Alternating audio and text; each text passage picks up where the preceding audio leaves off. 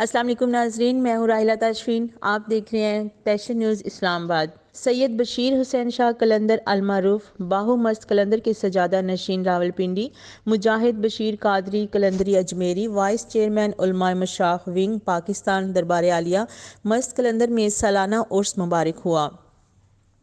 جس میں chief guest قائد تحریک پاکستان زندہ باد موومنٹ اور مرکزی چیئرمین NPCH کے علامہ سید ایاز ظہیر ہاشمی،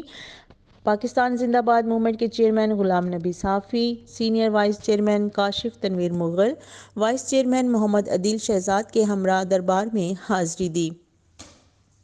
اور سجادہ نشین مجاہد بشیر قادری قلندری اجمیری سے خصوصی ملاقات کی۔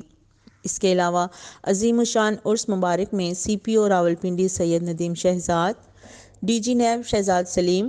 سید عشرت حسین نقوی، سید قاسم منیر، سمیع اللہ خان برکی، سید عباس علی زیدی اور دیگر شرکاء نے حاضری دی۔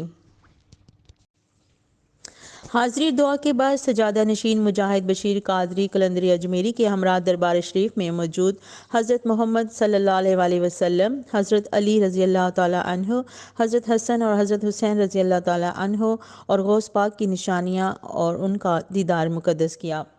جس میں حضور پاک صلی اللہ علیہ وسلم کے روضہ انور کے اندر کا فانوس جو دور عثمانیہ میں اتارا گیا،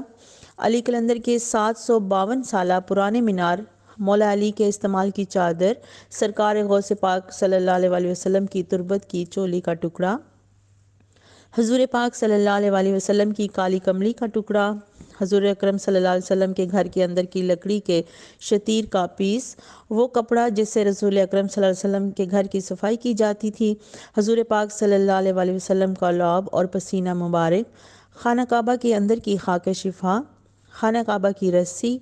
حجر اسود کا پتھر، ریاض الجنہ کا خاک پاک، حضور پاک صلی اللہ علیہ وسلم کے گلبند مبارک کا کپڑا اور حضور اکرم صلی اللہ علیہ وسلم کی قبر انور کی خاک شفا، اور اس کے علاوہ بہت سی مقدس اور پاک نشانیوں کی زیارت کی۔